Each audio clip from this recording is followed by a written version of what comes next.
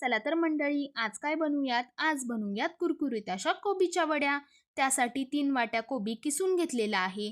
त्यामध्ये किसलेलं गाजर, कोथिंबीर, आलं, लसूण, हिरवी मिरची यांची पेस्ट घालून हे सर्व मिश्रण एकजीव करून घ्यायचे आहे.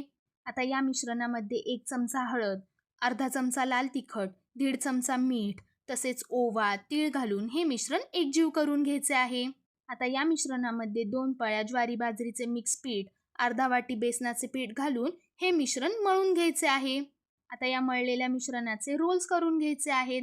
आता हे रोल्स 20 मिनिटे वाफवून घ्यायचे आहेत. आता हे रोल्स शिजले की ते चांगले थंड करून घ्यायचे आहेत व आपल्याला आवडत्या त्या आकाराच्या वड्या पाडून घ्यायच्या आहेत. आता कढईमध्ये तेल तापले की त्यामध्ये या वड्या चांगल्या मंद आचेवर तळून घ्यायच्या आहेत. आपल्या कुरकुरीत आणि खमंग कोबीच्या वड्या तयार आहेत. या तुम्ही चटणी सॉस सोबतही खाऊ शकता. रेसिपी आवडल्यास चॅनलला नक्की सबस्क्राईब करा व हो, बेल आयकॉन दाबायला विसरू नका.